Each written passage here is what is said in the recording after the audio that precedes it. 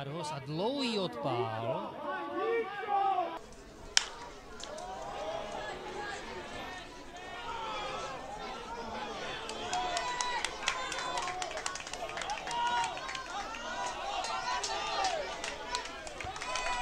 Star Game, kterou letos bude hostit areál pražského Tempa.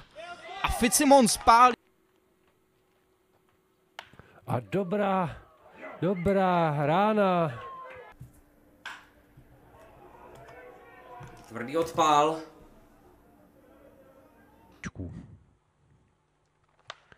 Odpál a tohle by se mělo vejít do hřiště. Michal Fitzsimons a Michal odpaluje. A pálí. A je to... Je ještě z před včerejšího zápasu. Teď pálí a pálí hodně daleko. Tento míček má hubranové parametry. A je to za plotem. Další 2 body pro Sokol, který snižuje, nebo respektive vyrovnává na 3-3. Při 0 autech bude moci ofenzíva Sokola pokračovat ve svých snahách.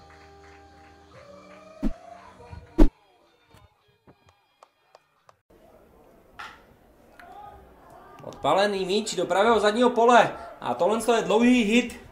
Tam dokázal i stáhnout jednoho spoluhráče pro bod. Michael Fitzsimons pálí, tady je Jakub Heitmar bez šance a tady to samozřejmě točí dolů. Tady to nesmí být out! A Cameron Liss přizpůsobí. Zpomalí nadhoz, ale tam nedošáhne třebícký hráč.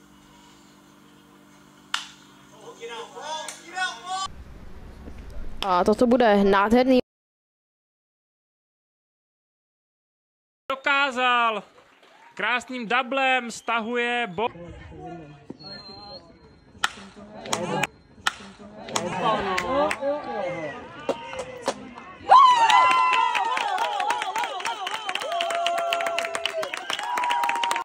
Na úvod utkání. Teď se do toho míčku opřel pěkně. Tady byl jeho pákarský průměr ze včerejšké 500 krádež a ještě ke všemu se... Rohu strike zóny. A teď pálí, ale daleko, krásná rána. A tohle by měl Matěj Vlach stihnout domů bez problémů. A stihne. Michael Fitzsimons potvrzuje